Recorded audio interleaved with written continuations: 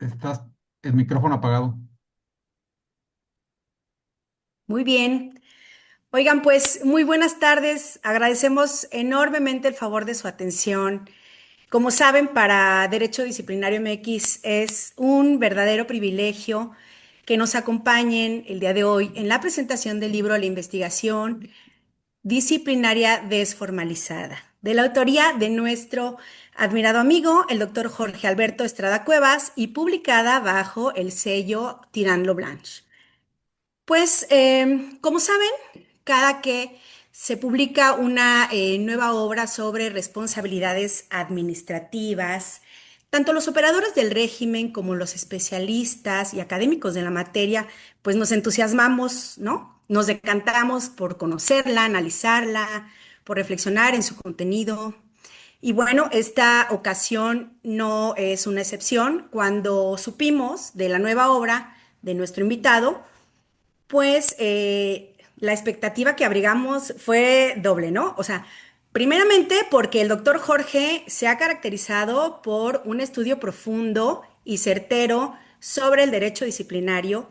Además, es cosa que constatamos con sus obras, Derecho Disciplinario en México y Derecho Administrativo Sancionador, partes general y especial, y que escribió junto con el connotado profesor Manuel Lucero Espinosa. Y bueno, en segundo lugar, el tema que abordamos y el tema que aborda, perdón, el doctor Jorge es sin duda de vital importancia para el procedimiento disciplinario previsto en la Ley General de Responsabilidades Administrativas, que es la etapa de investigación.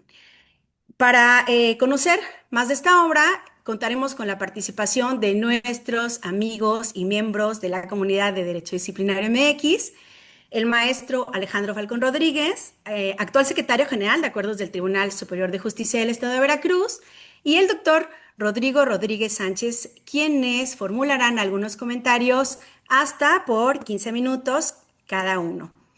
Les pedimos, por favor, que en todo momento tengan, en la medida de lo posible, sus cámaras encendidas y en todo momento sus micrófonos apagados. Y pues bueno, vamos a darle el uso de la voz al maestro Alejandro para que vierta sus comentarios, no sin antes leer una breve síntesis de su trayectoria. El doctor Falcón es licenciado en Derecho por la Universidad Veracruzana, cuenta con la maestría en Derecho Constitucional y Juicio de Amparo por la Universidad de Jalapa, además de diplomados especializados en Juicio de Amparo por la Suprema Corte de Justicia de la Nación, análisis político estratégico. Recién ha concluido el doctorado en Derecho en el Instituto de Investigaciones Jurídicas de la Universidad Veracruzana. Felicidades, doctor. Y a lo largo de su carrera ha ocupado posiciones clave en la Procuración de Justicia y en el ámbito judicial del Estado de Veracruz, entre las que destacan, bueno, ha sido fiscal auxiliar del fiscal general, fiscal de distrito en los distritos de Jalacingo y Misantla, titular del Registro Estatal de Víctimas y subdirector de Atención Inmediata en la Comisión Ejecutiva Estatal de Atención Integral a Víctimas.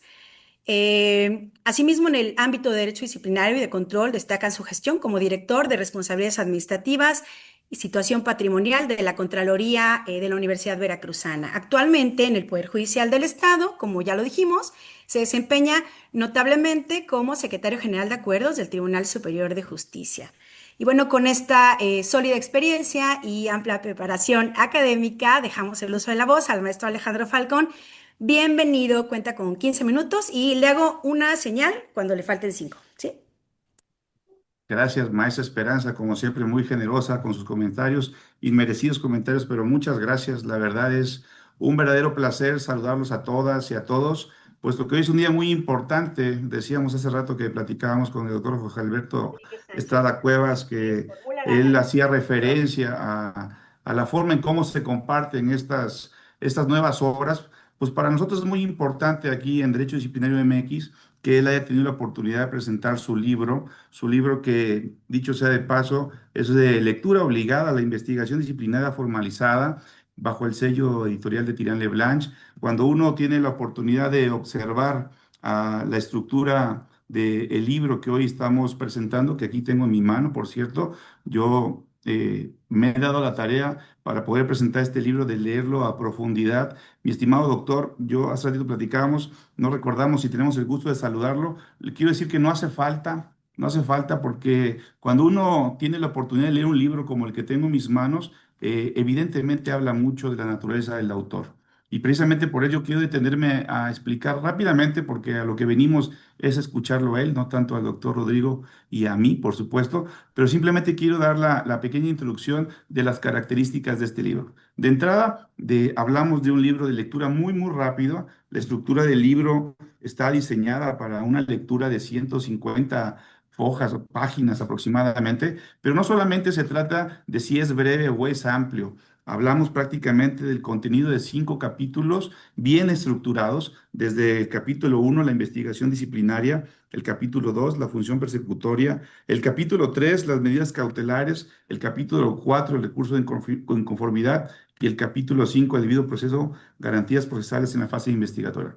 Nosotros estamos seguros que para todos los operadores del sistema disciplinario, actualmente en la próxima década que estamos por cumplir respecto de la entrada en vigor de la Ley General de Responsabilidades Administrativas, esta obra no solamente es de lectura obligada, sino que decíamos que las características del doctor en su momento en la estructura del libro nos va dejando claramente cómo debe ser la investigación.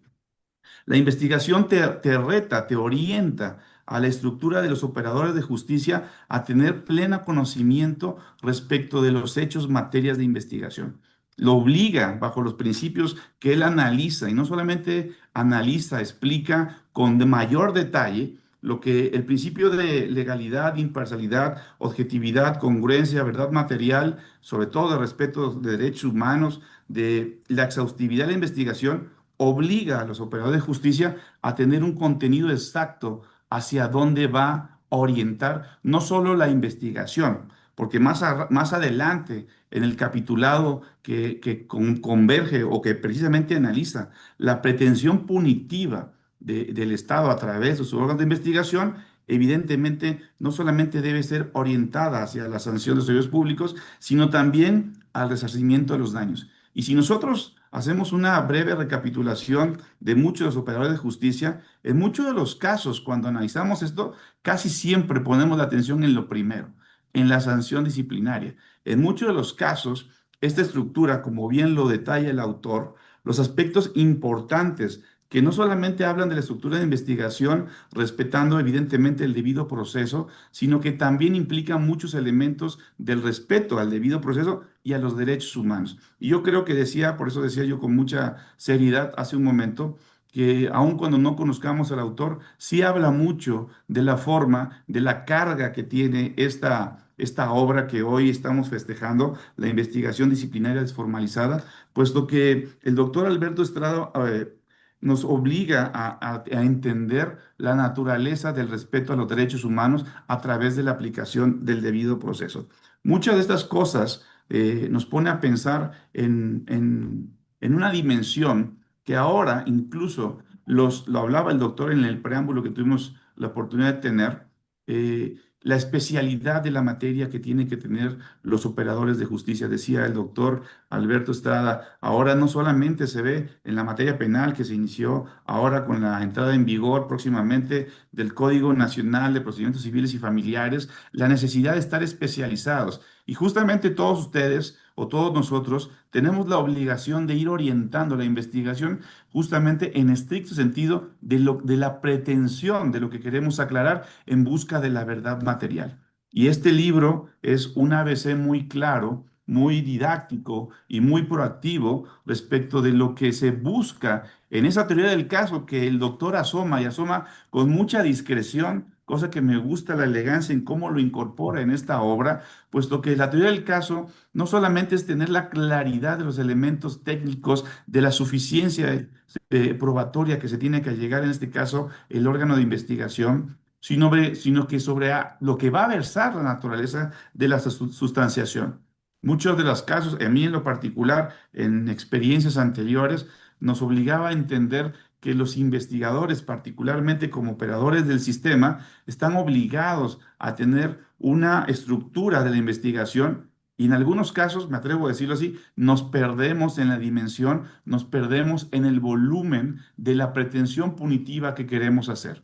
Y el doctor es muy claro, y si me lo permiten, voy a hacer una cita muy rápido de esa precisión. Dice textualmente, cito comillas, desde una perspectiva garantista, consideramos que los protocolos de actuación nos permitirían delimitar con rigor del objeto de la investigación disciplinaria mediante las preposiciones fácticas o hipótesis verificables que orienten la intervención del órgano investigador. ¿Sí? Haría yo la pregunta para todos nosotros si aún así hemos tenido el cuidado, la atención de tener protocolos de atención, ¿sí? Si protocolos de actuación, perdón, si en muchos de los casos seguimos las directrices que en la autonomía de la investigación, el reto de la investigación separada de la estructura de un órgano interno de control, de una Contraloría, en la independencia del órgano investigador, tiene las directrices que ahora el doctor, evidentemente, no solamente consagra en esta obra, sino que establece como un manual claramente de la posibilidad de atender a los puntos que puede estar en análisis bajo la autonomía de la investigación. Y es ahí donde no solamente la certeza y el sigilo de la investigación, que es lo que refiere el autor en el cuidado y en la desformalización de la misma, nos obliga a tener preciso detalle de qué es lo que aspiramos como investigadores a tratar de descubrir en la verdad material. Evidentemente, las medidas cautelares para efecto de poder puntualizar, unas están orientadas hacia la investigación o el sigilo y otras, dependiendo de la naturaleza de las faltas administrativas, deben estar claramente delimitadas respecto de la posibilidad de ir desde la investigación buscando el resarcimiento de los daños. Por eso es que hoy, mi querido doctor, yo lo felicito, le agradezco una obra como esta, porque la verdad lo hemos dicho, y aquí hay muchos autores muy destacados que los saludo con mucho cariño a todos ustedes, de los cuales hemos aprendido muchas cosas, pero lo que muchas veces falta en estos casi 10 años del uso de la Ley General de Responsabilidades son precisamente obras orientadas a la práctica, obras orientadas a documentar exactamente cómo deben ser los elementos prácticos, no solamente para el abordaje correcto de las investigaciones, sino el respeto irrestricto al debido proceso respecto del manejo de una investigación. Evidentemente eso el autor hoy no solamente nos regala un libro muy, muy digerible, muy agradable, muy práctico. Yo los invito a que se den la oportunidad de buscarlo en la página de Tirán Leblanc, ¿sí? La obra en sí tiene un costo de 269 pesos, si no me equivoco. La verdad, nos gastamos ese dinero en otras cosas más superficiales, ¿sí? O si en este momento yo les invitaría a que vayan a la página y si son de ahora de la era digital, pues invertirle a la obra digital que cuesta 170 pesos, porque realmente es una obra que no puede faltar en las vitrinas de todos aquellos que nos decimos especialistas en la materia, que buscamos en su momento conocer la mejor manera, el mejor abordaje de la investigación disciplinaria. Y hace mucho tiempo todavía discutía yo con algunos autores, todavía con algunos que están en pantalla incluso y que lo estoy viendo, y despeja muy claramente en la obra del doctor la posibilidad de en su momento tener mucho cuidado al respecto de los derechos humanos de las personas involucradas en la investigación, sin romperles la presunción de inocencia, sin romper el sigilo de la investigación, y eso el doctor claramente lo aborda como una preocupación legítima de en su momento saber que somos generadores de actos de molestia, saber que somos generadores de aspectos de llamamiento de autoridad, pero sobre la base de respetos humanos. Y eso en lo personal, doctor, aun cuando tenga la oportunidad de conocerlo a la distancia, hoy lo conozco más a usted por su obra, lo conozco a usted por la manera en cómo ha plasmado la importancia del respeto a los derechos humanos, la importancia del debido proceso, la importancia de la materia disciplinaria en aras de la verdad material. Yo podría hablar, quiero sujetarme al tiempo porque ya vi que me está haciendo caras la maestra Esperanza Jara, pero como dije hace un momento, el valor de venir a presentar esta tarde en Derecho Disciplinario una obra de tan importante magnitud, yo es cosa que agradezco y que me hayan conferido el honor no solamente de hablar de un distinguido académico del Colegio de Morelos, un distinguido investigador, sino la verdad una autoridad en toda la palabra en esta materia, que hoy nos regala una obra que, repito, tiene que estar en los anales de cualquier biblioteca de todos los presentes. Yo agradezco mucho, doctor, su gentileza por invitarme a esta oportunidad y lo felicito por esta obra tan relevante para la comunidad disciplinaria. Enhorabuena, doctor. Muchas gracias. Muchas gracias, maestro Alejandro, ¿eh? O sea, nos dio comentarios, nos dio comercial y hasta pedradas. Muchas gracias, maestro Alejandro. Sin duda, siempre es enriquecedor escuchar los comentarios de operadores que experimentaron el procedimiento disciplinario y que además conocieron los retos que implica trabajar en una investigación de responsabilidades. Pasamos con ahora los comentarios del doctor Rodrigo Rodríguez, no sin antes leer, aunque sé que muchos conocen, pues bueno, una breve síntesis de su trayectoria. Rodrigo es licenciado en Derecho por la Universidad Veracruzana, es maestro en Derecho Constitucional y Juicio de Amparo y doctor en Derecho con mención honorífica por la Universidad de Jalapa, egresado del máster en Estado de Derecho e Impartición de Justicia por la Universidad de Anáhuac y de la especialidad en Responsabilidades Administrativas y Sistema Nacional Anticorrupción del Tribunal Federal de Justicia Administrativa. Además, fue presidente fundador de la Asociación de Profesionistas en Derecho Disciplinario AC y fundador de Derecho Disciplinario MX. El proyecto de divulgación jurídica dedicado a promover espacios y eventos para el análisis, discusión y reflexión de esta interesante rama del derecho en México, además de una creciente comunidad de operadores del régimen y personas interesadas en él. Adelante, Rodrigo. Pues muchas gracias, querida Esperanza. Valoro siempre las palabras y sobre todo el que estés participando con nosotros en esta pues muy significativa presentación de una obra de un admirado amigo. Muchas gracias también a todos ustedes que nos están viendo a la distancia. Veo rostros conocidos a los cuales quiero y admiro mucho. Ahí está Alejandro Espino, Mario Ángeles, Miguel Berrones. A todos les enviamos un fuerte abrazo. Ahí está el maestro Gándara también, destacados siempre disciplinaristas de nuestra comunidad y del derecho disciplinario como tal, ¿no? Pues fíjense ustedes que para mí siempre, lo decía Esperanza al inicio, a quienes nos interesa el derecho disciplinario, el derecho administrativo sancionador, siempre es muy, muy significativo y nos entusiasma bastante cuando los expertos, los operadores prácticos, quienes tienen finalmente el conocimiento, publican una nueva obra. Nuestra doctrina, todos lo sabemos, es exigua, estamos ahí formándola, hay aportaciones muy significativas y demás. Por eso cuando el doctor Jorge me habló de su proyecto, su obra, que ya había terminado de escribir y me honró pidiéndome que la prologara, pues fue ahí doblemente, doblemente fabuloso para mí. Primero porque era una obra nueva de una materia que me gusta mucho, que atendía específicamente una parte de nuestro procedimiento vital, como es la investigación de responsabilidades. Y segundo, porque me honraba, insisto, en hacer el brocado de su nueva obra, ¿no? Entonces, del umbral de su nueva obra.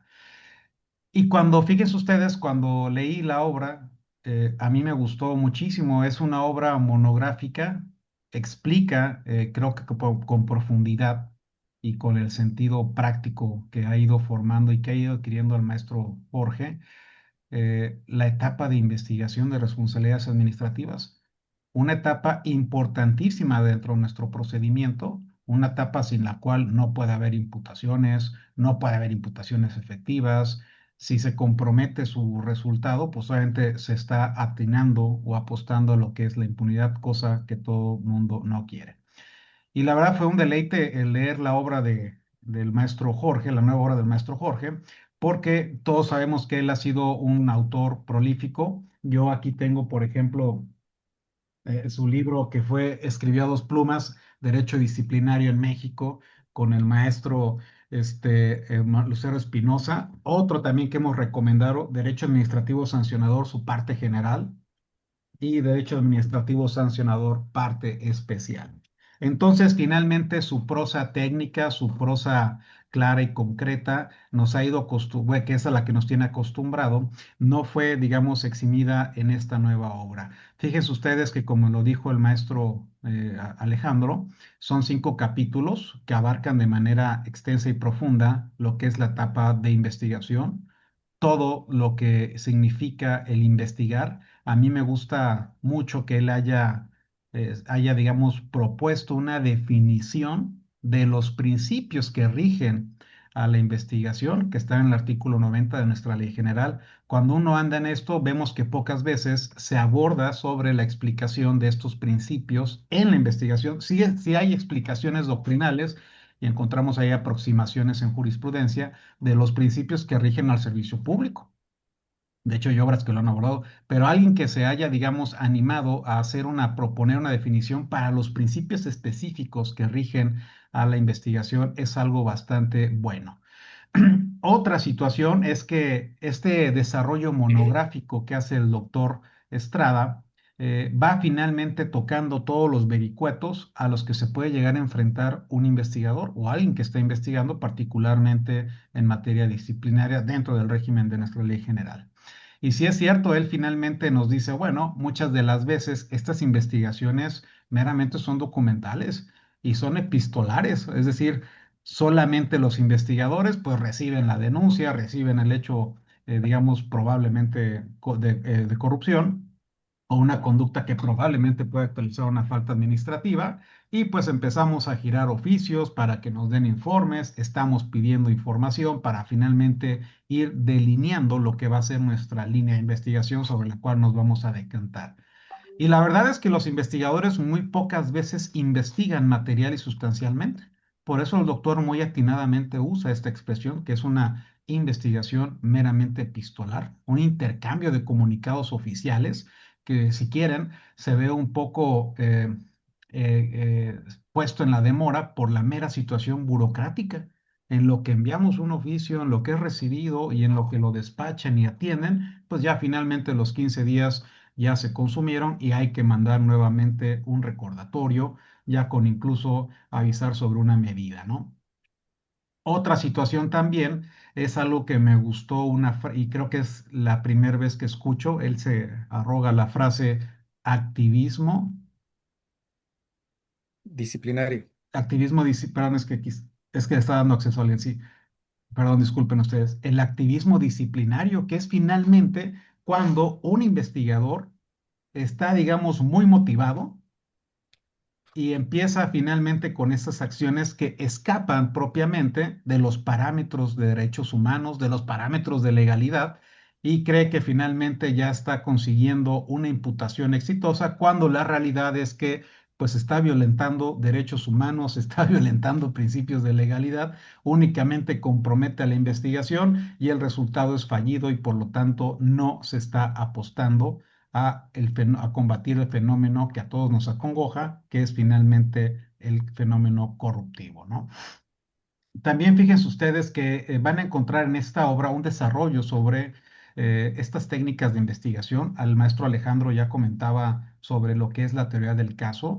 Muchas de las veces pensamos que la teoría del caso es únicamente circunscrita de manera exclusiva para la materia penal, pero la realidad es que una teoría del caso nos sirve para distintas materias. Es una herramienta metodológica que nos ayuda a explicar el fenómeno que estamos finalmente investigando e ir formulando estas bases y elementos que en nuestro caso nos van a permitir a verificar que los hechos que efectivamente se llevaron a cabo y todos los datos y elementos de convicción que nos van a ayudar a sustentarlos.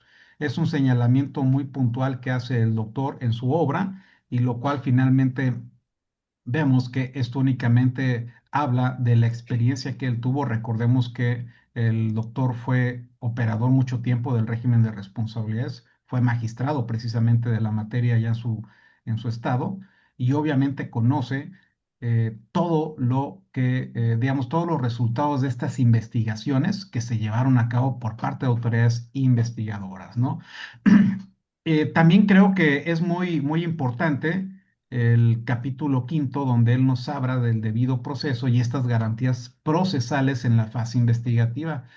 Él finalmente llega al punto donde coincide con otros autores, otros expertos y expositores en la materia, de que estas garantías tienen que estar vigentes incluso dentro de la etapa de investigación y no únicamente esperarnos cuando ya hay un proceso como tal. Eso creo que todos nos hemos decantado por este aspecto garantista que debe imprimirse siempre a la etapa particularmente de investigación. Yo siempre he dicho, y creo que coincido con el doctor, que nuestro régimen de responsabilidades administrativas no se limita únicamente a la Ley General de Responsabilidades Administrativas. Tiene obviamente incidencia instrumentos internacionales, como vienen siendo estos tratados protectores de derechos humanos, la propia Constitución y otras leyes que inciden precisamente para proteger y cuidar el procedimiento y evitar estas violaciones flagrantes que muchos, lamentablemente, investigadores aún siguen cometiendo, ¿no?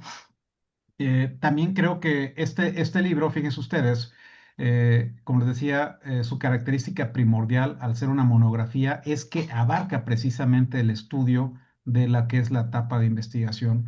En otras aportaciones, yo recuerdo mucho el libro del maestro Imer, que por acá andaba. Él en su libro, que es Responsabilidad de Servidores Públicos, en el último apartado hace finalmente también un desarrollo de lo que es la etapa de investigación, viene haciendo unas propuestas, viene finalmente formulando algunas, digamos, sugerencias de la misma, ¿no? Y describiendo los actos de investigación.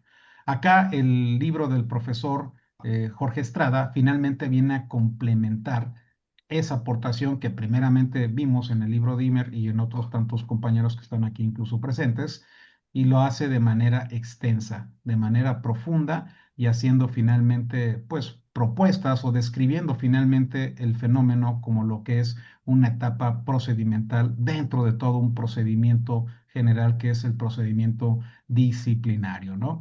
Y pues creo también que gran parte de lo que ustedes van a notar en la obra del profesor es finalmente lo que él denomina, y esta frase, desformalizada, la investigación disciplinaria desformalizada, ¿no? Esto finalmente, muchos operadores tratando de buscar la eficiencia en los resultados de su labor, pues insisto, finalmente están obviando aspectos importantísimos y obligatorios que deben finalmente ellos seguir con la intención de obtener los resultados más próximos o de manera más rápida. Por ahí comentábamos que creo que uno de los defectos que tiene nuestra ley general es que la ley general no marca cuánto debería durar una investigación. O sea, no dice cuáles, expresamente no nos dice. Claro, habrá normatividades subsecuentes que finalmente sí lo regulan, algunos lineamientos que digan debe durar tanto y demás, pero la propia ley no lo dice. A lo que voy es que muchos, con tal de rápidamente obtener estos resultados y una imputación, pues finalmente hacen actos de investigación que están desprovistos de cualquier fundamento o motivación racional, y pues por eso es que tenemos muchas de las veces los resultados tan lamentables que tenemos, ¿no? Ya para darle digamos, toda la atención a nuestro invitado, eh, es una obra que yo recomiendo personalmente y recomiendo ampliamente. Esta obra fue publicada o salió al público precisamente el día de San Jorge, santo de nuestro invitado. He compartido aquí en el grupo perdón, en el chat de esta sesión el enlace directo para que ustedes se animen a adquirirla, para que integre su biblioteca sobre Derecho Disciplinario MX. La verdad, créanme, no se van a arrepentir. Es una obra que les va a aportar bastante, que les va a enriquecer y que seguramente les ayudará en su labor investigativa o para conocer con mayor profundidad lo que es esta parte tan importante de nuestro procedimiento disciplinario. Felicito también a todos los autores que están aquí presentes y particularmente a ti, querido y admirado Jorge, por esta aportación que haces al mundo disciplinarista, a la comunidad disciplinaria y al mundo del derecho administrativo. Muchas felicidades y enhorabuena, amigo. Muchas gracias. Oye, pues muchas gracias, Rodrigo, qué puntual y qué buen análisis hiciste. Grandes comentarios. Y sí, sin duda, la etapa de investigación de responsabilidades administrativas prevista en nuestra ley general requiere de profesionales capacitados y conocedores de la materia.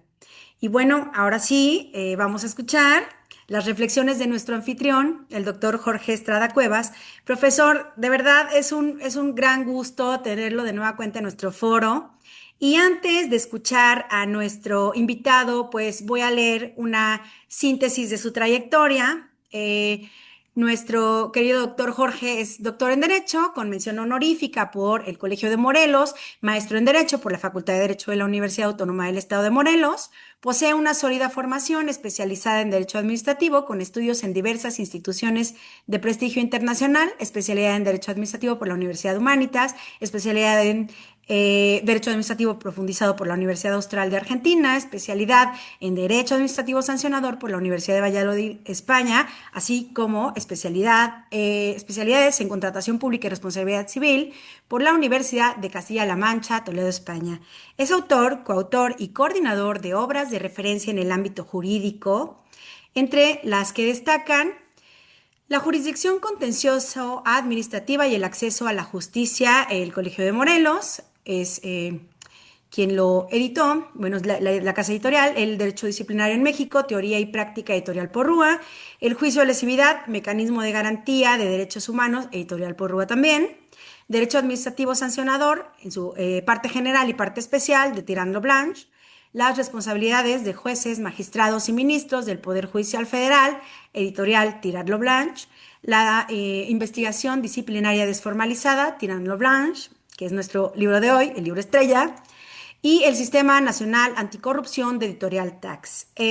Su labor docente se desarrolla en la Facultad de Derecho y Ciencias Sociales de la Universidad Autónoma del Estado de Morelos y en diversas instituciones de educación superior privadas, donde ha formado generaciones de juristas con un enfoque crítico y práctico. Su línea de investigación se centra en el derecho administrativo, particularmente en el derecho administrativo sancionador y derecho disciplinario, campos en los que ha consolidado aportaciones teóricas y prácticas de gran relevancia. Actualmente se desempeña como secretario de investigación en la Facultad de Derecho y Ciencias Sociales de la Universidad Autónoma del Estado de Morelos, desde donde impulsa proyectos académicos de alto impacto, fortaleciendo la vinculación institucional y la producción científica en el ámbito jurídico. Adelante, querido doctor, el foro es suyo. Muchísimas gracias, Esperanza, por tu introducción, tan bonita introducción, cosa que agradezco mucho. Saludo con mucho aprecio, con mucho cariño a mis amigos que hacen posible la presentación de esta obra jurídica, esta monografía que hemos titulado de la investigación disciplinaria desformalizada. Aprecio mucho las palabras que ha tenido a bien dirigir nuestro querido amigo, a quien aprovecho para felicitarlo por su obtención de grado de doctor. Me refiero a Alejandro Falcón. Muchas gracias por haber adquirido un ejemplar de la obra, por haberle dedicado parte de tu tiempo para leerla y particularmente por recomendarla ampliamente. Igualmente, pues agradezco muchísimo las palabras que ha vertido hoy nuestro querido amigo Rodrigo Rodríguez, que pues es el líder de la comunidad disciplinaria MX y que además pues me distingue y hace que la obra tenga una relevancia mayor porque él es quien me hace el favor de prologarla, de hacer el primer análisis sobre los contenidos del libro. Y la verdad es que la obra no sería la que es si no estuvieran las palabras de Rodrigo si no la complementaran esta pequeña monografía. Igualmente veo ahí a algunos amigos, no los veo a todos, pero veo a algunos amigos, ahí a mi tocayo Alberto Gándara, vi por ahí a Darío Ángeles, no me acuerdo quién más vi por ahí, pero los saludo a todos con mucho aprecio, la verdad. No siempre hay la oportunidad de saludarlos en persona, pero en estas oportunidades pues no hay que dejarlas pasar. Y bueno, pues el motivo de la charla de hoy pues es esta nueva obra jurídica que es una monografía, no sé si se ve bien, pero bueno, ya la hemos visto. Es una monografía que está dirigida básicamente a una etapa de todo lo que es el procedimiento disciplinario. Quiero hacer una confesión en el sentido de que el libro está motivado por el foro de disciplinario de MX, porque pues ahí siguiendo las conversaciones, aunque no lo crea, pues sí. no participo, no se me da, no sé por qué razón, no se me da mucho. Creo que todavía soy baby boomer. Yo soy del 67, no sé si entro yo en esa generación, pero a veces pienso que sí. Y no se me da mucho eso, pero yo voy siguiendo el hilo de las conversaciones, las preocupaciones de quienes nos comparten pues sus preocupaciones de los problemas que se les presentan en el ejercicio del derecho disciplinario, ya sea como servidores públicos, generalmente como servidores públicos.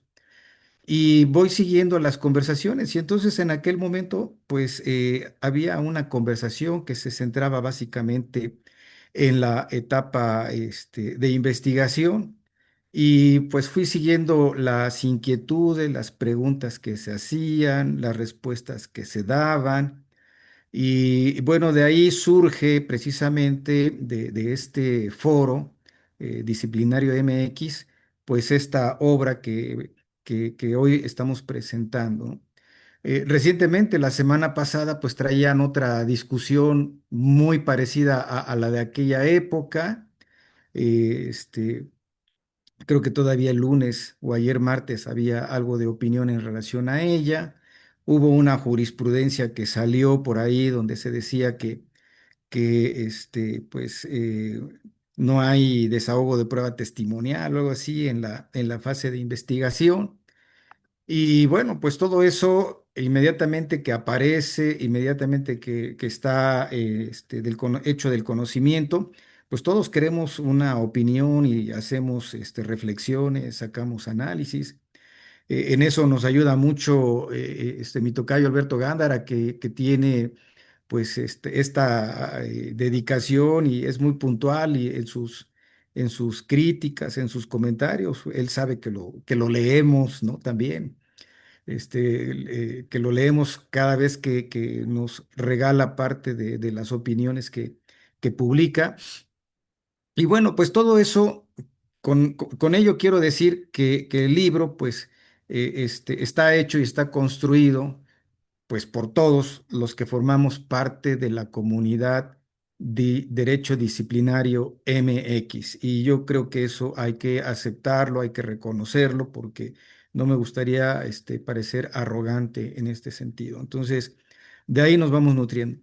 ¿Qué es lo que hacemos? O qué? Pues de alguna manera, pues ir organizando las ideas, irlas depurando y ir analizando el texto constitucional, haciendo alguna, perdón, el texto constitucional, el texto legal, me refiero a la Ley General de Responsabilidades Administrativas, ir viendo lo que ha resuelto la Corte en los pocos criterios que tenemos, los tribunales colegiados. De repente nos enfadan, pero pues es lo que tenemos, ¿no? Y pues construir eh, ir construyendo una metodología para ir entendiendo el derecho disciplinario. En el caso, por ejemplo, se establece en alguna parte del libro, yo lo escribí, pero luego ya no me acuerdo en qué parte, ¿no? Pero se establece que el procedimiento disciplinario, pues es uno solo, ¿no? Y que consta de tres etapas. Esto no lo digo yo, esto lo recojo de una tesis de jurisprudencia, más bien de una sentencia de la Corte. Y dice, bueno, pues tenemos una primera etapa, que es la etapa de la investigación, una segunda etapa, que es la de instrucción, y una tercera etapa, que es la etapa resolutiva y ejecutiva, ¿no? Entonces, dice que una, pues, es el antecedente de la otra, que si no se agota, pues no se puede pasar a la siguiente etapa. Entonces, esto, pues, me permite, pues, ir puntualmente, ¿no? Al dedo chiquito del pie derecho, ahí es donde nos vamos a ubicar y ahí es donde nos vamos a centrar en el análisis. Quiero decir, bueno, pues la parte de la etapa de la investigación. Y luego, pues, ver todos los aspectos, bueno, no todos, los que, pues, en el momento que se está en el furor de escribir, ¿no? Los que están, que saltan a la vista y que uno, pues, empieza a razonar y empieza uno a escribir los contenidos del libro. Entonces, es a partir del artículo, digamos, 90 de la Ley General de Responsabilidades Administrativas. Y ahí van surgiendo algunos temas, ¿no? Desde el primer tema de cómo inicia el procedimiento disciplinario, y la ley nos dice, pues, que inicia por una denuncia, que inicia por derivado de una investigación, ya sea, perdón, de una auditoría, ya sea interna o externa, o que derivado de oficio, ¿no? Y luego, pues aquí es algo que aquí yo creo que todos estamos en consenso, no creo que no sea así, sentido de que pues la denuncia pues es anterior al procedimiento, al inicio del procedimiento disciplinario, y que el procedimiento disciplinario pues va a iniciar con este auto de erradicación, auto de inicio o auto de cabeza, ¿no? Como podríamos también titularlo. Y a partir de aquí, pues es donde la autoridad investigadora empieza realmente a tener una actividad importante, porque lo primero, pues es recibir una denuncia, ¿no? Hechos presumiblemente constitutivos de falta administrativa. Si los hechos denunciados, pues no son hechos fantasiosos, que son hechos que puedan, eh, que evidencien que realmente ocurrieron en el mundo fáctico, pues entonces, pues la autoridad investigadora tendrá que abrir su expediente de presunta responsabilidad administrativa. Y ahí en ese auto de inicio, que es un auto pues muy interesante, pues tendrá que ir fijando esta autoridad investigadora, pues algunas premisas o para llevar a cabo la investigación, ¿no? Igual formularse una hipótesis inicial, ¿no?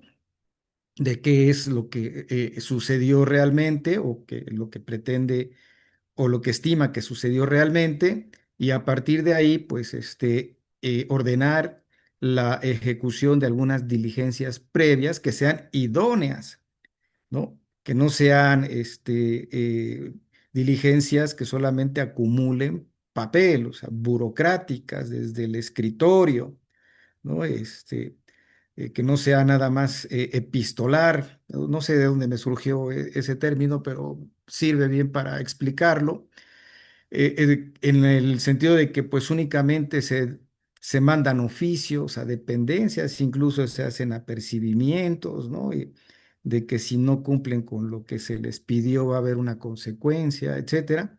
Pero la autoridad investigadora no se levanta del sillón, no se levanta de su silla, no es capaz de, por ejemplo, de acudir al centro de trabajo del servidor público investigado y pedir que le exhiban un documento, ¿no? Y levantar un acta de que tuvo a la vista ese documento, ¿no? De que no es capaz a lo mejor de recolectar una prueba digital que sea que vaya, que recoja un CD o información que se encuentre en un correo institucional, etcétera. Yo no he visto eso, posiblemente sí exista, pero yo pues no lo he visto. Mi muestra pues es el estado de Morelos prácticamente, ¿no? Que es lo que vemos aquí de los asuntos, de una porción muy amplia, ¿no? O sea, es el 1% es mi muestra, ¿no? Pero yo no lo he visto y no sé si eso sea tan socorrido. Y entonces, pues ahí empezamos con el tema de la investigación, estas diligencias previas que constituyen o que van a constituir, pues, la base de las imputaciones, porque pues tendrán como norte o como orientación la verdad material, o que realmente habrá sucedido en el mundo fáctico, si los hechos denunciados o de los hechos de los que tiene conocimiento la autoridad investigadora realmente acaecieron en el mundo fáctico, en el mundo jurídico. Y luego, pues, tenemos ahí algunas otras situaciones.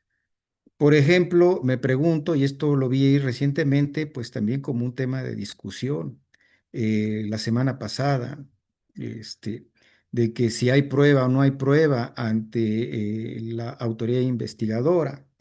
Y a la conclusión que yo llegué, que está reflejada en el texto del libro, es que la autoridad investigadora pues actúa sobre la base de datos de prueba. Estos datos de prueba pues, son las informaciones que recibe a través de las denuncias, ¿no? Que fulano de tal vio cuando le dio dinero, pues ese es un dato de prueba.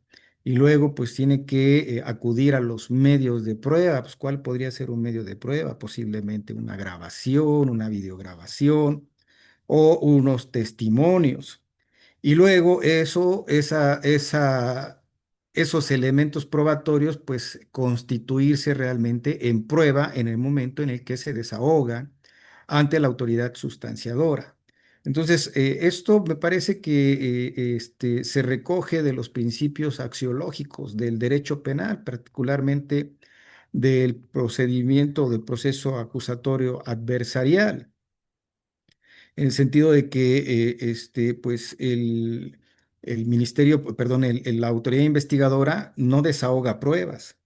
Entonces, muchas veces se ha pensado y lo he escuchado, bueno, yo lo he leído en el foro, también lo he escuchado, de que si la autoridad investigadora llama a una persona y le toma una declaración, pues queda en un documento y este documento pues ya es un documento público y entonces lo agrega al informe de presunta responsabilidad como una documental.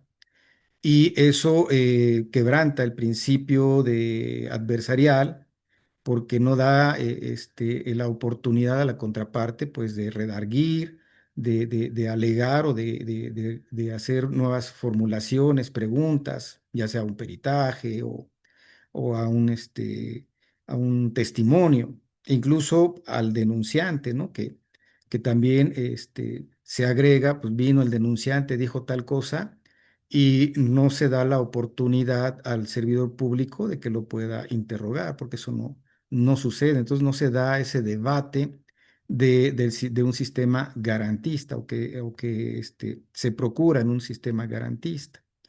De tal manera que el procedimiento de investigación pues tiene que ir asomándose a lo que es la investigación en el derecho penal, puesto que está irradiado, informado por los principios axiológicos, como ya lo mencioné, del derecho penal. Entonces, pues igual en la averiguación, bueno,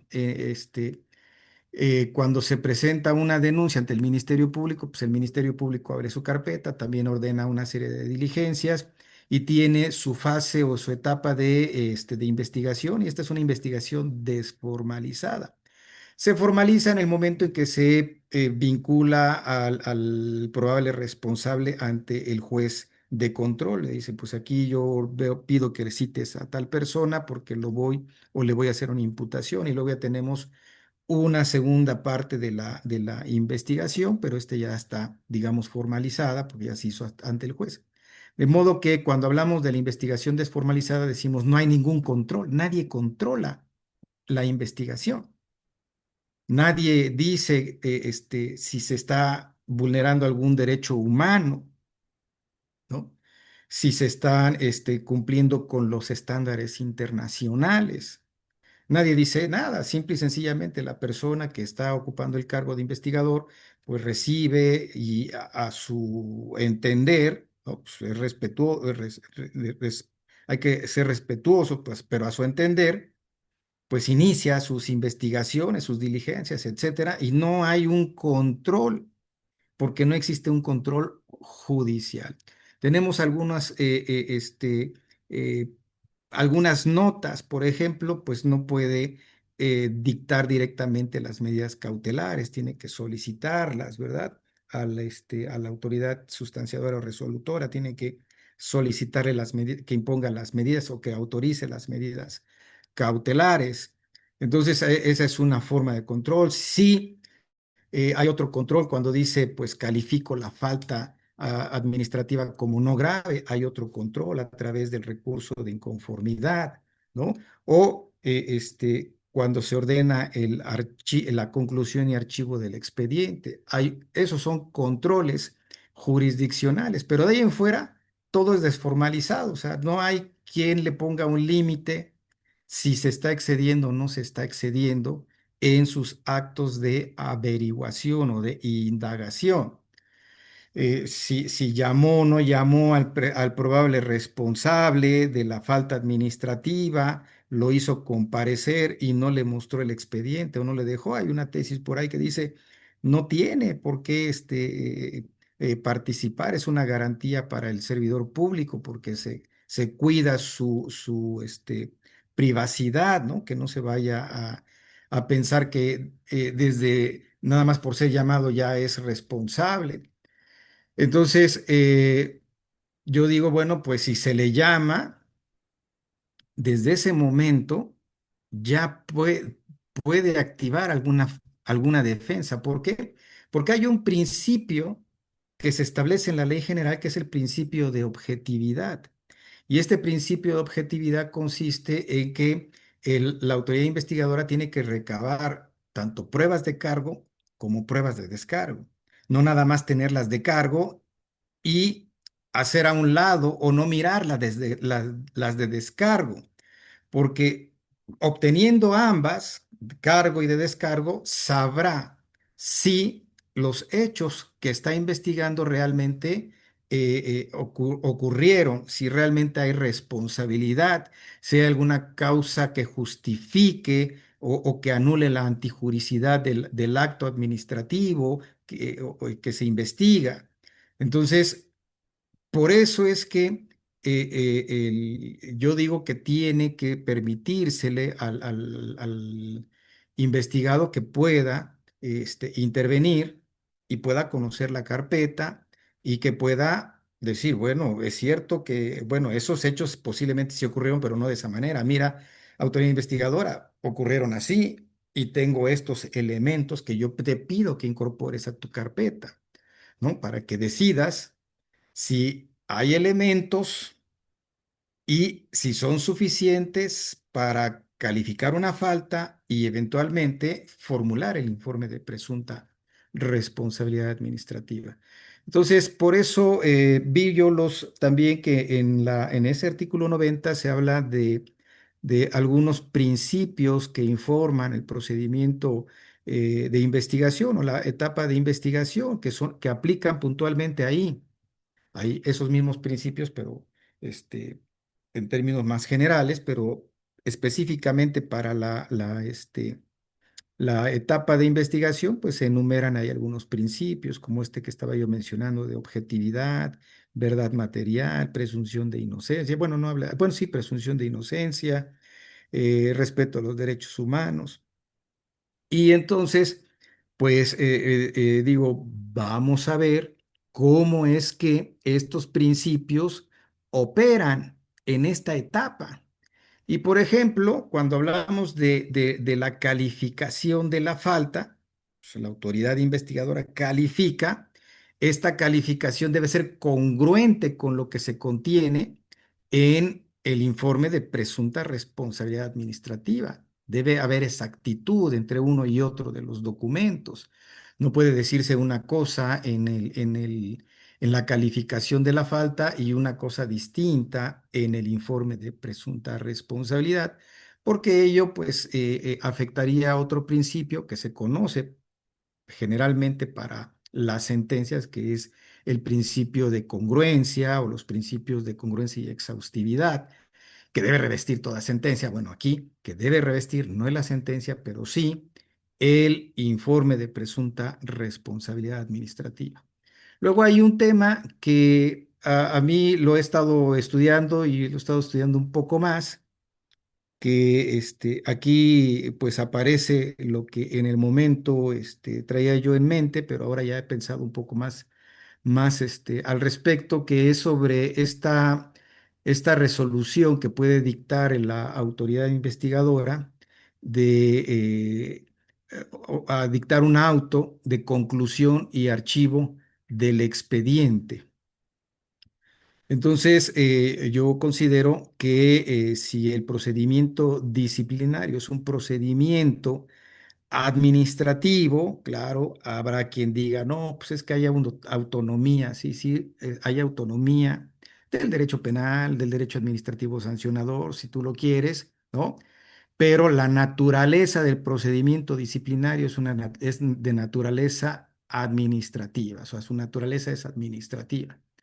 Y por lo tanto, siguiendo esa lógica, digo, bueno, pues si hay un acuerdo de conclusión y archivo del expediente, como lo señala el último párrafo del artículo 100 de la Ley General, ¿no? Que además es claro, ahí dice, si no hay elementos, pues se dictará una resolución, un acuerdo de conclusión y archivo.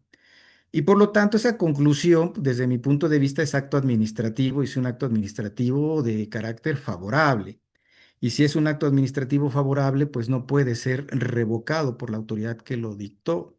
Dice, pero es que ahí dice en la ley que si después aparecen nuevas pruebas, que puede nuevamente abrir la investigación. Yo digo, bueno, eso es lo que dice la ley, pero no porque lo diga es lo correcto, ¿no? Lo cierto es que si la naturaleza del procedimiento es administrativa y la resolución tiene el carácter de acto administrativo favorable, pues no lo puedes revocar. ¿No? No se puede revocar. Hay argumentos posiblemente que digan, ¿no? Pues, o quienes digan que sí se puede, porque, y tenga el argumento, bueno, pues será muy aceptado y bienvenido el argumento, pero mi postura es esta. Si ya hay una conclusión, ya terminó la investigación. Ya se cerró una etapa, ya no se puede volver a abrir porque la misma Corte ha dicho que las etapas se van cerrando y una es consecuencia de la otra. Y si no se ha cerrado una, no se puede iniciar la otra. Y si ya se inició una, no puedes volver hacia atrás, o sea, no puedes reabrirla porque las etapas ya se agotaron. Entonces, si digo ya se agotó, ya se cierra, emito el auto que concluye la investigación, ya no la puedo abrir. Por eso digo que tienen que ser dos momentos. Uno, si efectivamente ya se cerró, ya me di cuenta que no hay más datos y que los hechos no pudieron ocurrir o que si ocurrieron no hay forma de acreditarlos o demostrarlos, pues un auto de conclusión y bueno, la consecuencia es que se archive el expediente. Pero si esto no ha sucedido, o sea, si hay elementos o tengo algunos elementos o datos de prueba o elementos probatorios que hagan probable que sí ocurrieron en el mundo fáctico esos hechos denunciados, pero no ha sido posible obtener otros que hagan contundente o que puedan convertir en contundente la imputación que voy a realizar al servidor público a través de mi informe de presunta responsabilidad administrativa, pues entonces lo archivo, ¿no? Lo guardo sin cerrar la etapa de investigación, porque ya cerrada ya no la podría abrir, ¿no? Otra parte que he visto ahí en esto es que si el procedimiento disciplinario es uno solo y tiene como propósito imponer una sanción al servidor público que ha transgredido o que ha infringido la Ley General de Responsabilidades Administrativas, es decir, ha incurrido en una falta administrativa, bueno, si el procedimiento es lineal, pues en realidad las sentencias que emite el tribunal de justicia administrativa, ya sea un tribunal federal o un tribunal local, no son, materialmente no son sentencias, son actos administrativos, ¿no? Porque es un solo procedimiento administrativo que tiene tres fases o tres etapas, que es la etapa de investigación, la de instrucción y la de resolución. Solo que esta, en las faltas graves, esa resolución la dicta un órgano distinto, que es el tribunal. El legislador dice, bueno, pues a esa resolución la llamamos sentencia y esa resolución es una sentencia porque la dicta un tribunal, pero materialmente no lo es. Materialmente es una resolución administrativa gravosa cuando sanciona al servidor público. ¿Sí? ¿Por qué? Porque el tribunal no resuelve un diferendo o no resuelve una contienda entre dos sujetos, como lo hace cuando atiende en la jurisdicción contencioso-administrativa. En la jurisdicción contencioso-administrativa, pues sí, tenemos una autoridad por un lado y tenemos a el administrado por otro y bueno, pues el litigio se plantea ante el tribunal y el tribunal al final resolverá sobre la base de las proposiciones que ha presentado el actor y de las defensas que haya hecho valer pues la autoridad. Sobre la base de eso es que se va a pronunciar y esa sí será una sentencia materialmente jurisdiccional, pero la que se dicta en el procedimiento sancionador disciplinario por falta administrativa grave no es realmente sentencia. Fíjese que si así fuera, pues entonces también tendría que ser sentencia la que se dicta por la autoridad sustanciadora en el procedimiento sancionador no grave. Y si vamos a la ley, pues no hay ninguna distinción, o sea, no hay el legislador no dijo, mira, las resoluciones de las autoridades en los procedimientos no graves, pues son actos administrativos, ¿no? O resolución administrativa, y cuando las dicta el tribunal, pues son sentencias. Y entonces los requisitos para uno son estos y los requisitos para el otro son estos otros. No dice, habla de sentencias y las resoluciones por falta no grave, pues se sustentan o se basan en estos artículos que establecen las formalidades externas e internas de las sentencias, ¿no? Entonces, todo eso va llevando a esa reflexión en el sentido de, bueno, pues la investigación, pues es una investigación en principio desformalizada, es burocrática, centralizada, generalmente motivada por algunas, por querer quedar bien con el superior jerárquico, por notas mediáticas o periodísticas, o por influencia política o por conveniencia política, ¿no? La autoridad investigadora dice, pues ya me lo pasaron y yo tengo que hacerlo. Y lo primero que se le ocurre es no saber si efectivamente los hechos que son denunciados son hechos fantasiosos, abstractos, ¿no? Y él gira oficios y abre y está quedando bien y eso es esa actividad es a la que le llamamos activismo disciplinario. Querer por fuerza de voluntad, por querer quedar bien con alguien más y llevar a cabo el procedimiento disciplinario en contra de un servidor público, aunque no haya motivo para ello, o si lo hay, no haya materia para ello, ¿no? Porque motivos pueden ser políticos, ¿no? Querer perjudicar a un servidor público o ganarme las simpatías de mi superior jerárquico. Entonces, pues a esa actividad le he llamado pues, activismo disciplinario. Y ese activismo disciplinario se presenta en primer lugar, pues ahí, en la etapa de investigación. Pero también lo hay cuando está con la autoridad sustanciadora o cuando está con la autoridad resolutora, me refiero al tribunal en las faltas administrativas graves, cuando el expediente llega ya, pues ya criticaba a nuestro amigo Alberto Gándara, ¿no? Que son controladores de procedimiento, ¿no? Y regresan, ¿no? A mí me ha tocado ver expedientes en donde el tribunal, el magistrado especializado, regresa un expediente hasta la investigación, ¿no? Hasta allá. Y bueno, digo, ¿cómo es posible? Pues si las etapas se van cerrando, no se puede, ¿no? Y eso ya está mal hecho. Bueno, he visto otros en donde regresan el expediente porque no va foliado, ¿no? Entonces, es que no lo foliaron, mandaron y no trae folios. Regrésalo para que lo folien. Me preguntan una vez, ¿qué hacemos? No, pues devuélvelo porque tú sabes si ya viene completo. Si ya lo mandaste así, así se fue y ya no sabemos si allá le agregaron un documento, le quitaron un documento, pues no lo sabes, no tienes folios, nunca certificaste tu expediente, no lo foliaste. Entonces, pues devuélvelo así, diles que no lo vas a hacer. Además, pues las facultades son muy precisas para la autoridad resolutora. Recibe el expediente, puede decir no soy competente porque es una falta no grave y lo regresa, ¿no? Y la otra es, pues admito el expediente a trámite y ya admítelo y recibe y desahoga pruebas, ¿no? Pero no hacer ese control que criticaba y criticaba muy bien y con lo cual estoy de acuerdo, mi tocayo Alberto Gándara, ¿no? Entonces, eso. Y luego tenemos ahí que existe un artículo que es el artículo 132 de la Ley General de Responsabilidades Administrativas, y yo digo que ese artículo es muy elocuente porque es un artículo que contiene, no lo dice, pero contiene el principio de inmediación y principio de adversariedad. Sí, no sé si lo dije bien.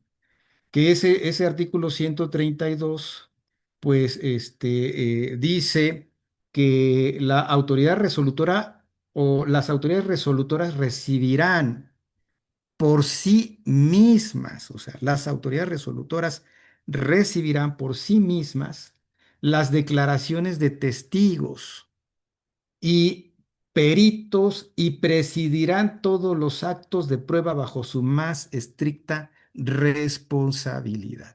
No hay prueba en la etapa de investigación. En la etapa de investigación tenemos datos de prueba, elementos probatorios y la prueba cuando la reciba por sí misma la autoridad resolutora. Ahí será prueba. De tal manera que no puedo tomar un testimonio, ponerlo en un documento y luego agregarlo al informe de presunta responsabilidad y decir que ya es una documental y como documental tiene que probar. ¿Por qué? Porque se quebranta el principio de inmediación ante el juez. En el caso, pues no es el juez, o bueno, sí, ahí son magistrados, digámoslo así, o la autoridad sustanciadora en las faltas no graves, ¿no? Entonces, se me fue la idea de lo que iba a decir, pero entonces ahí es donde se deben desahogar las pruebas. Ahí en este artículo está impreso, invíbito, subyacentes los principios de inmediación y el principio de adversariedad. Entonces, ahí es donde se tienen que desahogar. ¿Qué hago con la denuncia? Vino y denunció, es una prueba, me pueden condenar con ese documento, con esa denuncia que pasó porque la registré yo en un acta y luego la agregué a mi informe de presunta responsabilidad, luego la ofrecí como prueba y luego la sala dicta una resolución condenatoria sobre la base de esa denuncia. ¿Será legal eso? ¿Sí? Se podrá porque esa no, el servidor público imputado no tuvo la oportunidad o no se le dio la oportunidad de interrogar, de cuestionar, de debatir lo que dijo el denunciante. Si se recaba una testimonial, esa testimonial la consigno en un documento, un acta, y si es documento público, la agrego y después tendrá que ser valorado como documento público. Pues no, desde mi punto de vista, me parece que no. Por eso es que es muy importante que sepamos, como autoridades investigadoras, qué diligencias vamos a realizar y que no vamos a tomar testimoniales, pues como en el derecho penal, nuevamente, repito, o bueno, repito, el derecho disciplinario está influenciado por los principios axiológicos del derecho penal. Entonces, pues, ¿a dónde vamos a mirar? Pues vamos a mirar al derecho penal. La tesis que salió la semana pasada, el viernes de la semana pasada, hablaba del artículo 202 del Código Procesal Civil o de Procedimientos Civiles, o el Código Federal de Procedimientos Civiles, ya no me acuerdo bien qué legislación era. Pero si también leemos ahí con calma, dice que será aplicable supletoriamente la ley federal, perdón, la ley federal de procedimiento contencioso administrativo y luego a esta ley es aplicable la ley federal, perdón, el Código Nacional de Procedimientos Civiles y Familiares, bueno, antes Código Federal de Procedimientos Civiles, ¿no? Que será aplicable supletoriamente en lo que no se oponga. Lo primero que tenemos que preguntar, ¿se opone a la naturaleza? Porque es derecho civil, se opone a la naturaleza. Si la respuesta es sí, no hago caso de eso y mejor voy a los principios que informan el derecho punitivo que se encuentran en la Constitución. y que están referidos particularmente al derecho penal, ¿no? Artículo 20, artículo 22 de las penas, 23 del no ser procesado dos veces por el mismo delito, y así varios otros, el 16, ¿no? Varios otros artículos de la Constitución que se refieren, pues, a el derecho penal concretamente, pero que son principios que se encuentran en la Constitución y que por lo tanto, pues, son aplicables a nuestra materia disciplinaria. Entonces, ahí es donde yo digo, bueno, pues hay que tener cuidado, o sea, hay que ir viendo con claridad, primero, cuáles son los hechos denunciados, cuáles son las pruebas idóneas para acreditar los hechos denunciados, ¿no?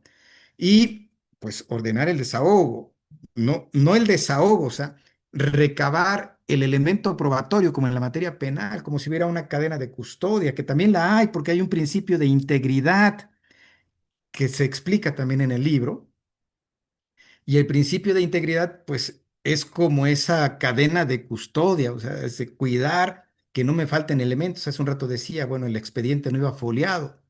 Bueno, hay una vulneración al principio de integridad. Yo podría decir, es que no me puede sancionar con ese expediente porque ese expediente no está foliado. Yo no sé si le agregaron, si le pusieron. Es más, cuando a mí me dieron vista, no venía esa documental con la cual ahora se está sustentando la sentencia que me condena. No estaba ahí, pues ¿cómo la pude haber yo debatido? No van a decir, no, sí estaba. Pues no estaba, yo, es tu palabra contra la mía. No está foliado. O acudo a un principio del derecho laboral, esto derivado de las investigaciones burocratizadas, documentales, que en el derecho penal perdón, en el derecho laboral es el principio de primacía de la realidad. Es un principio que se encuentra en el Código Federal de Procedimiento, perdón, el Código Federal del Trabajo o la Ley Federal del Trabajo, este principio de la realidad, ¿no?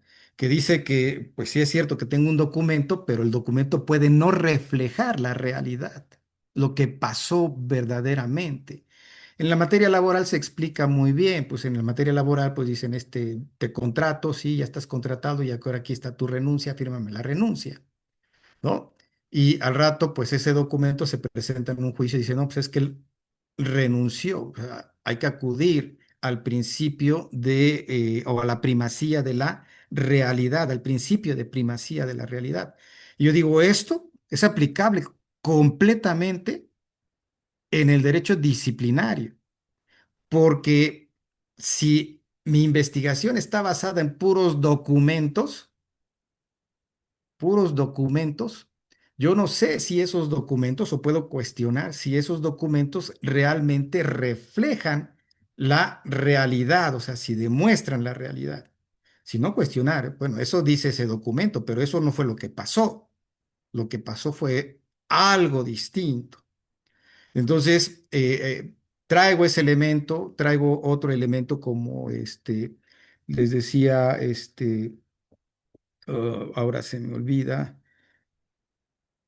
Bueno, el- en los principios, o sea, cuando no se cumple en la investigación o cuando no se acatan en la investigación los principios que se establecen para llevar adecuadamente la investigación, pues digo que podría ser objeto de violación a los derechos y susceptible de impugnación. Bueno, yo no quisiera cansarlos, la verdad es que pues se nos empieza a hacer tarde.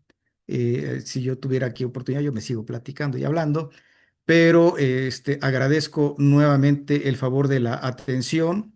Agradezco muchísimo y aprecio mucho que me hayan abierto la posibilidad en el foro Derecho Disciplinario de MX para hacer la presentación de este libro.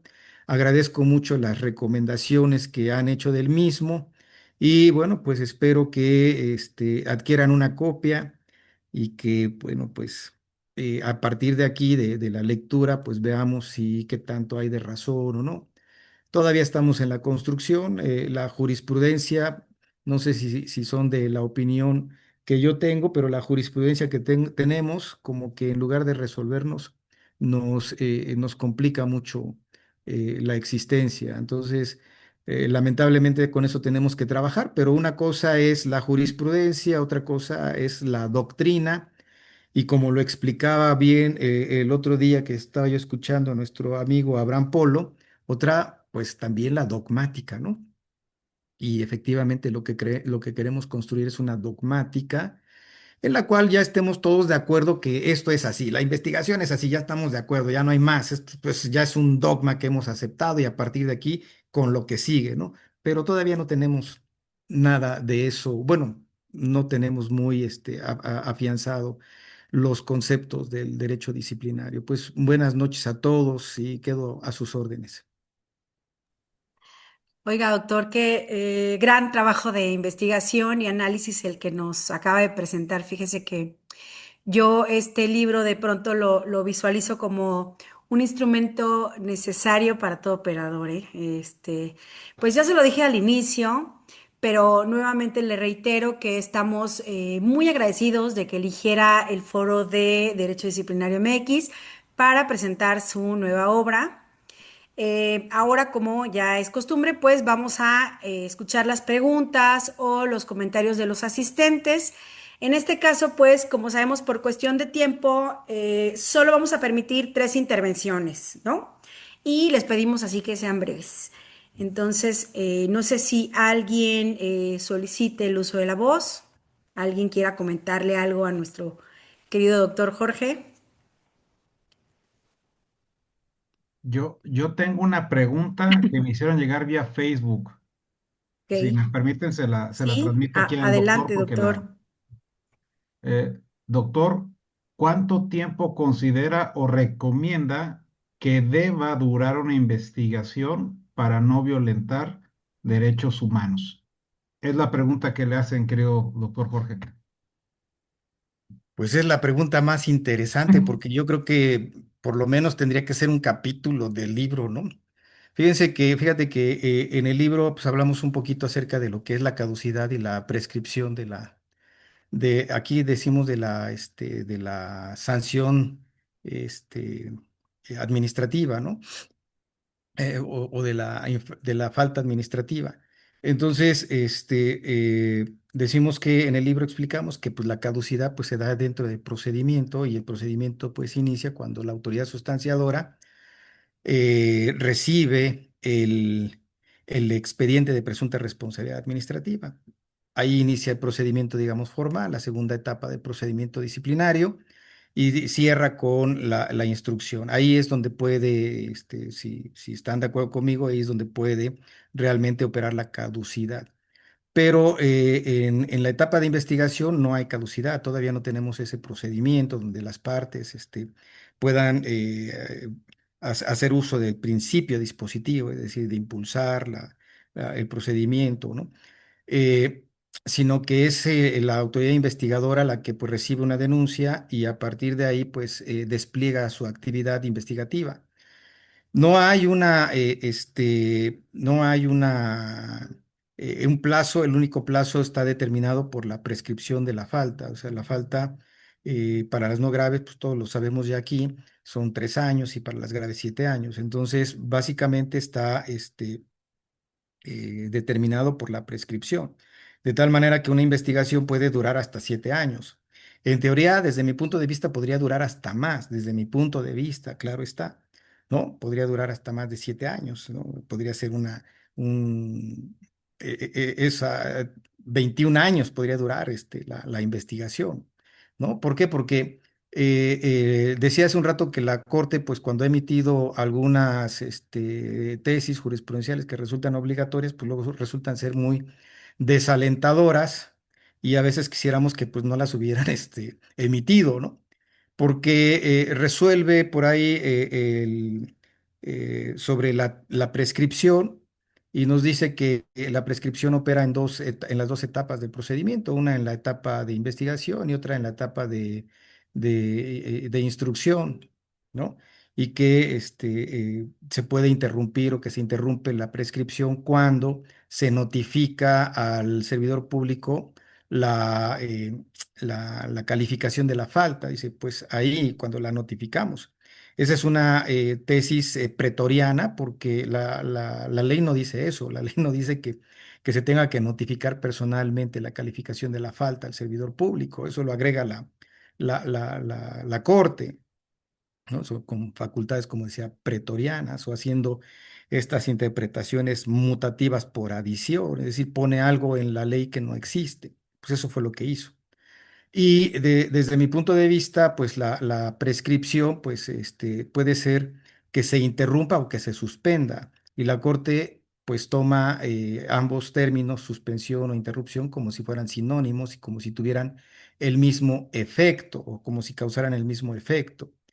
La doctrina ya más autorizada y la dogmática, porque pues esto ya está incluso en otras leyes como los códigos civiles, pues distinguen perfectamente bien lo que es la prescripción, lo que es la interrupción y lo que es la suspensión, e identifican concretamente cuáles son los efectos de la interrupción y cuáles son los efectos de la suspensión. De tal manera que si hay un evento que interrumpe la prescripción en la etapa de investigación, pues eso significa en la doctrina, de hecho yo lo tengo escrito así en otro de los libros, que es el de Derecho Administrativo Sancionador, parte general. Ahí lo explicamos y lo detallamos. Decimos que si se interrumpe, bueno, de acuerdo a lo que dice la doctrina más autorizada y la jurisprudencia, tanto en materia penal como en materia civil, ¿no? Los términos se reanudan, o sea, reinician, pues más bien, ¿no? O sea, se reinician los términos, perdón, reinician los términos, es decir, nuevamente se computan desde cero. No pasa lo mismo cuando es la suspensión. Cuando hay una suspensión, bueno, se suspende y el plazo se reanuda. Yo siempre lo digo, es como cuando estás viendo una película y en Netflix, ahí mismo cuando uno le pone pausa, dice reiniciar, ¿no? O sea, o reanudar, ¿no? Y cuando dice, pues si reanudo, pues ahí donde te quedaste. Es decir, reiniciar te manda al minuto cero, ¿no? De la película y vuelves a ver todo. Digo, pues hasta en eso es claro, ¿no? Pero en la corte no. De tal manera que cuando tenemos ahí la interrupción de la prescripción porque se notificó una falta no grave, pues yo digo, pues si se notificó la falta no grave, pues se reanuda nuevamente perdón, se reinicia nuevamente el cómputo de la prescripción y a partir de ahí tendríamos que contar otros 3 años. Lo mismo sucedería si es de una falta grave. Si se calificó como grave, bueno, tendríamos que reiniciar y por eso digo, pues puede tener 7 años o puede duplicarse en 14, incluso irse hasta 21 años, ¿no? Si es que se ha interrumpido la prescripción. Pero esto no ha sido, la Corte perdió la oportunidad en esa ejecutoria o tal vez no tenía muchas ganas, ¿no?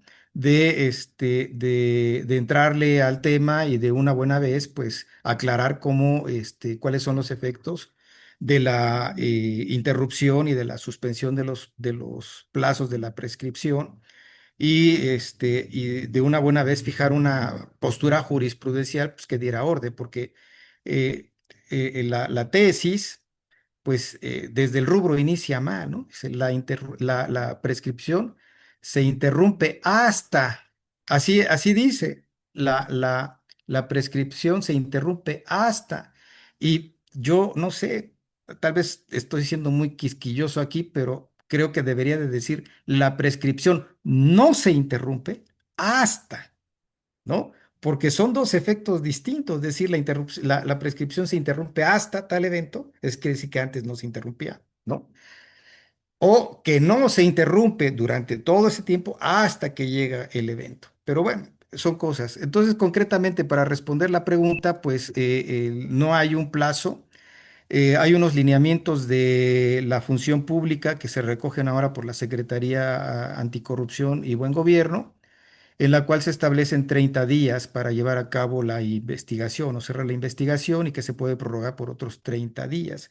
Pero como se establece ahí mismo en el libro, pues esto no es uniforme, es un lineamiento, además, no es obligatorio, obliga pues a la Secretaría Anticorrupción, pero no a todas las demás dependencias. No creo que pudiera ser un criterio sólido, firme, porque si así tenemos investigaciones, informes de presunta responsabilidad deficientes, pues ya luego decir en 30 días, ármatelo, pues ya quisiera yo ver esos de 30 días, esas informes de presunta responsabilidad, ¿no? Entonces, pues sí, además he visto que, por ejemplo, la Auditoría Superior bueno, acá en Morelos se llama Entidad Superior de Fiscalización. Cuando dice este expediente no es mío, ahí te va Contraloría. Bueno, ahora aquí también ya se llama Secretaría Anticorrupción. Ahí te lo envío para que tú, pues envían 15 tomos. O sea, una cosa enorme. Yo digo, ¿para qué quieren eso? O sea, si es una investigación, pues no voy a sacar, ¿para qué quiero 15 tomos? ¿De qué me sirven? Si lo que se va a investigar es si hubo un desvío o no hubo un desvío de fondos, de qué partida presupuestal salió, a qué partida presupuestal se fue, si el servidor público tenía autorización para tomar los recursos de la partida 1000 y mandarlos a la partida 2000 o de la 2000 a la 1000, si no tenía esas facultades, evidentemente, pues a lo mejor estamos frente a una falta administrativa, pero no me sirve todo ese documento, o sea, es mucho papel. No sé por qué hacemos esto, pero pensamos que si no es así, pues no está bien, ¿no? No está bien hecho. Pues concretamente esa sería la respuesta, mi querido Rodrigo, y la persona que nos hace el favor de formularla o de preguntar. Gracias, gracias. Nos escribió Juan Manuel Ochoa. Nos está viendo por Facebook y le agradecemos bastante. Adelante, querida Esperanza. También tenemos algunos comentarios en el chat. El maestro Ricardo Vega, ya saben que suelta su bomba y se da la vuelta como que no pasa nada. La quiere, la quiere formular, o quiere comentar algo, maestro Ricardo. Me va a dar mucho gusto saludarte, Ricardo. Ya se fue. No, acá estoy. Hola, ¿cómo están?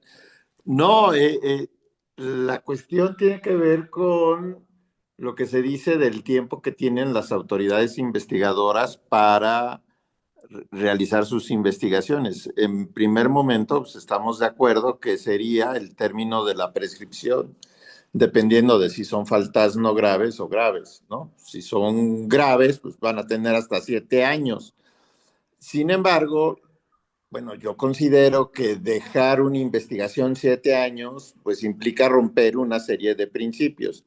Y lo que decía era, bueno, pues el principio de eficiencia, eficacia, buena administración, pues dónde quedaría, ¿no? Si una autoridad investigadora se tarda tanto tiempo. Nada más era comentario, pero muchas gracias Sí, por no, qué gusto saludarte, Ricardo. Fíjate que escucharme. en materia penal eso está resuelto, ¿no? En materia penal solamente en la primera etapa, en la primera mitad se saca la media aritmética del delito. Vamos a suponer que la media aritmética son 5 años. Y entonces la prescripción se va a dar en ese periodo y solamente se podrá interrumpir si se ejercita la acción penal, ¿no? En ese momento se interrumpe, si no, ya prescribe el hecho criminoso, ¿no? Entonces, aquí efectivamente, pues 7 años son muchos, ¿no? Pero habría que ver si una regla parecida a eso pudiera ser deseable en el sistema. Pues, si estamos, no es que sea derecho penal, no es que sea derecho penal, o sea, la institución de la prescripción así es, o sea, y esa prescripción se da en el derecho penal, en el derecho civil, mercantil, familiar, laboral y por supuesto en el disciplinario. Entonces, es una institución común y habría que ver cuáles son las notas que le caracterizan y ver cómo, si, no porque sea el derecho penal, pero cómo sí se puede aplicar el criterio que está establecido en el Código Nacional de Procedimientos Penales. Habría que ver si en una primera mitad, un primer tercio, o en los primeros 2 tercios de la prescripción, no sé, alguna cosa así, que pudiera establecerse. Pero, bueno, no tenemos nada de eso porque el legislador, pues, no fue, escrupuloso al momento de que legisló. Y luego, pues, la ley supletoria para llenar los huecos, los vacíos, pues es la Ley Federal de Procedimiento Contencioso Administrativo. Y luego, pues, si esta tampoco llena los huecos, pues tenemos que ahora el Código Nacional de Procedimientos Civiles y Familiares, ¿no? Entonces, y tampoco va a llenar los huecos porque es en lo que no se oponga o por cuanto no se oponga. Y aquí estamos en el derecho privado y luego tenemos que aplicar las reglas del derecho privado o los principios del derecho privado, del derecho público, pues resulta un poco complicado. Hay que echar marometas o hay que echar maromas para que se pueda aplicar un principio del derecho privado al derecho público, ¿no? Entonces, partamos de primicias, ¿no? O de presupuestos, que el derecho disciplinario es derecho administrativo y como derecho administrativo es derecho público. Y así lo tenemos que ver. Entonces, las reglas del derecho privado, que son de derecho dispositivo, o sea, que las partes pueden disponer de los derechos, claro que no sean indisponibles, pues lo pueden hacer, pero en el derecho público no. Ahí mismo hay un principio que ya me llamaron la atención, eso ha causado un poco no ha gustado mucho, que es el de oportunidad, ¿no? Dice, no, pero es que se refiere a que sea oportuna, es decir, que se presente dentro de los plazos, no a que haya salidas para el servidor público. Digo, bueno, pero con independencia de eso, pues habría que ver si la autoridad investigadora puede hacer algún uso de un principio de oportunidad y darle salidas a los procedimientos a través de, pues, prescripciones. Luego ya prescribieron, esto yo sé que es común, ya prescribieron y ya lo tienen ahí todo prescrito el asunto, pero de todos modos hacen el informe, de todos modos lo mandan porque dicen, bueno, es que yo no puedo hacer nada. Bueno, sí se puede, ¿no? Pero es una causa de improcedencia, una causal de improcedencia. Pareciera que quien debe declarar la improcedencia es la autoridad sustanciadora o resolutora, y por eso es que mandamos el trabajo allá. Pero habría que ver si esas formas las podemos traer al derecho disciplinario y aplicarlas dentro de la etapa de investigación para que se haga funcional, para que no sea, como yo digo, engorrosa, burocrática, documental, epistolar, abigarrada de documentos y documentos y documentos que pues no revelan una verdad material, y que todo lo que dicen esos documentos, pues cabría que interpretarlos, y cuando se interpreta lo que dicen los documentos, pues no sé si se cumpla con el otro principio, que es el principio de verdad material, si la verdad se revela, ¿no? O no se revela. Entonces, pues, efectivamente, como dices, Ricardo, pues hay mucha materia ahí, ¿no? Y gracias por tomarte un poco de tu tiempo y escucharnos. Me dio gusto saludarte. No, al contrario, muchas gracias. También, doctor, ya sé que ya andamos un poquito cortos de tiempo, pero el maestro Gándara también nos dejó aquí un comentario en el chat. ¿Qué le parece si plantea su comentario? Muchas gracias. Bueno, rapidísimo, felicitar a nuestro amigo y tocayo por su obra. Yo le pedí desde el 27 de mayo y no me ha llegado. Andan como fallones ahí en Tirán-Lo Blanch con el almacén. Directamente la pedí ahí con Amauri, que es el que distribuye para los que somos autores. Y lamentablemente no me ha llegado, entonces no la he leído. Sin embargo, pues estoy seguro que es una gran obra y de lectura obligatoria para todos quienes estamos involucrados en esta materia. Y bueno, yo solamente en el chat había puesto la reflexión de que esa jurisprudencia, si bien legisló, pues lo que dio fue certeza jurídica a los servidores públicos sujetos a procedimiento, porque por lo menos ya se obliga a las autoridades a notificar los acuerdos de admisión de los IPRAS, que antes eran pues autos que se emitían de manera unilateral y que se prestaba para que se manipulara y se dijera que se emitió en una fecha cuando en realidad se había emitido en otra, ¿no? Entonces no había certeza jurídica para la fecha exacta de la interrupción de la prescripción. Incluso todavía no hay certeza jurídica porque lo que debió haber declarado esa sentencia es la antinomia entre los tres artículos de la ley que establecen circunstancias distintas de interrupción, que por cierto así circuló el primer proyecto, no sé si se acuerdan, que en un primer proyecto era que la Corte se decantaba por declarar la antinomia entre los artículos 74, 101 y 113, por ahí, si no mal no recuerdo, Sí. y finalmente no se decantaron por ese lado, señalaron que no hay antinomia y se orientaron por el tema de la notificación, ¿no? Así es que pues sin duda todavía sigue pues muy, muy incierto, porque tú no puedes interrumpir prescripción, por ejemplo, cuando calificas la falta, porque si la autoridad investigadora califica la falta y luego emite su IPRA y se va a la sustanciadora y la sustanciadora no lo admite, pues el asunto sigue todavía en investigación, todavía no pasa a sustanciación. Entonces es incongruente que un asunto se interrumpa cuando se califica la falta. El único evento que debe ser viable para interrupción de prescripción es la admisión del IPRA. Y mis amigos de Veracruz no me dejarán mentir que eso sucede de manera reiterada en la práctica, porque allá la Contraloría Central es la que resuelve todos los asuntos. Los OICs de las secretarías únicamente son autoridades investigadoras.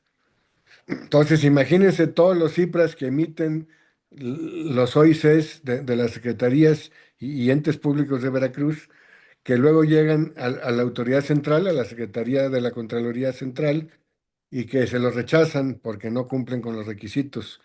Entonces, eso, pues, evidentemente, pues no podría interrumpir la prescripción porque deja a los servidores públicos en estado de indefensión porque todavía no se inicia el procedimiento, ¿no? Esas serían algunas reflexiones para no quitar mucho tiempo porque ya, pues ya la idea era que nos presentaras tu libro y que se comentara por parte de nuestros amigos.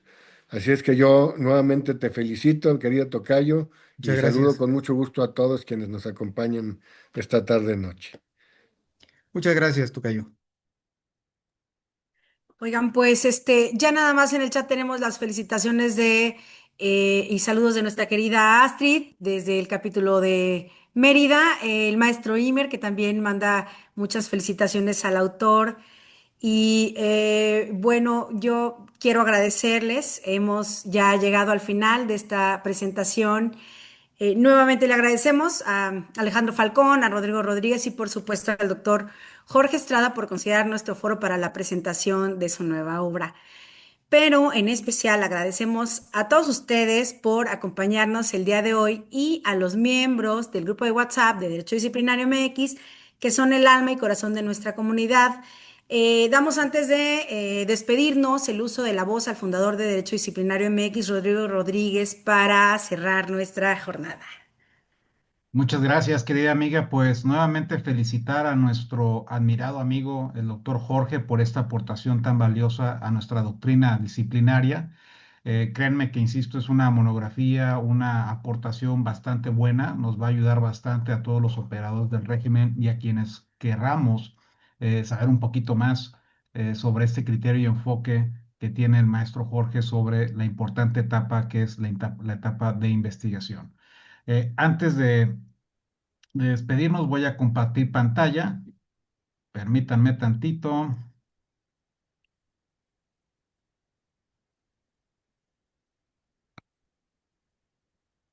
Ya ustedes me dicen si la pueden ver. Creo que ya se ve, ¿verdad? Ya. Perfecto. Pues querido Jorge, recibe este reconocimiento virtual y a la distancia por la presentación de tu libro, La investigación disciplinaria desformalizada, hoy en Jalapa, Veracruz, siendo 1 de julio del 2026. Recibe nuevamente nuestra felicitación y un fuerte aplauso también a la distancia. Muchas gracias a todos. Muy agradecido. No, hombre, gracias a ti. Muchas gracias, queridos amigos, el favor de su atención, por darse un tiempito en su jornada aún laboral para muchos, estando desde casa de sus propios trabajos para asistir a esta presentación del libro. Aquí en el chat de este Zoom, de esta reunión, les compartí el enlace directo que los lleva a la plataforma de Tirando Blanche para que adquieran la obra. Vimos que hay un retraso, el maestro Gándara pidió desde el 27 de mayo y no le ha llegado su obra, pero bueno. Aún así pueden ustedes hacer el pedido para que nos formemos ahí en la fila. Y miren, hoy fíjense ustedes que tenemos ya, para no robarles más tiempo, tenemos con los amigos de Damnificados su programa que es el After Jurídico. El after Exacto. jurídico. Dinos, Esperanza, ¿qué vamos a ver el día de hoy ahí? Bueno, hoy tenemos al maestro Omar Lara Soto. Él nos va a presentar, nos va a hablar sobre la reforma a la Ley Federal el Procedimiento Contencioso Administrativo y, bueno, a los cambios que estamos teniendo en el juicio, ¿no? Entonces, los esperamos en un rato más, 8:30 de la noche. Ahí nos vemos. Ya saben que esto es en un tono mucho más informal. Pero ahí los esperamos al rato. Muchísimas gracias. Gracias, Rodrigo. Muy buenas noches. Tengan una excelente noche todos. Buenas Muchas noches. gracias. Acá les comparto el enlace para inscribirse al After Jurídico. Pues queridos amigos, nuevamente gracias. Despedimos a nuestro amigo el maestro Falcón, a nuestra amiga la maestra Esperanza. Darío ahí está mostrando ya y presumiendo su libro. Mira, querido Jorge, ya, para que lo firmes. Sí, muy bien. Excelente. Ahora no nos regaló un comentario, Darío. Porque estoy completamente de acuerdo con todo lo que dijiste, Jorge. Luego hay que leer el libro, pero con todo lo que dijiste acá, con mucho Muy gusto. bien, pues ya esperaremos intercambio de ideas. Dios. Excelente, excelente. Pues amigos, nuevamente muchas gracias. Tengan ustedes una excelente tarde. Nos vemos el próximo lunes con una mesa de análisis donde participa precisamente el maestro Alberto Gándara, el doctor Carlos Matute y nuestro amigo Axel Velázquez, donde van a analizar el régimen disciplinario policial junto con el régimen de responsabilidades administrativas general. Muchas gracias. Tengan ustedes una excelente tarde, noche ya. Un abrazo, querido maestro Jorge Alberto, hasta Morelos. Gracias. Un Dios. abrazo, querida Esperanza, hasta Jalapa. Un abrazo, Saludos, querido gracias. Alex, Linda noche a hasta, todos. hasta Jalapa también. A la vuelta de la esquina. La Saludos a vuelta de la todos, muchas esquina. gracias. Abrazo, A gusto nuestro verlos amigo virtualmente. Ricardo, que debe Don estar en Ricardo con su Querétaro. sudadera ahí, guerrero. Sí, exacto. Un abrazo a mi tocayo, Gustavo Aguilar. Un abrazo, amigo, ¿eh? Excelente, amigo. Igualmente, paisano, muchas gracias. Que tengan buena noche. Gracias, amigo. Un abrazo a Dani, que estaba allá en el órgano interno de Sonora. Un abrazo hasta Hermosillo, querida Dani. También al doctor José de Jesús Alavés, que está ahí en el canal 22. Un abrazo, amigo. A Eduardo González. Amigo, no sé dónde estés. La última vez que supe es que estabas ahí en Oaxaca, pero un abrazo. Muchas gracias.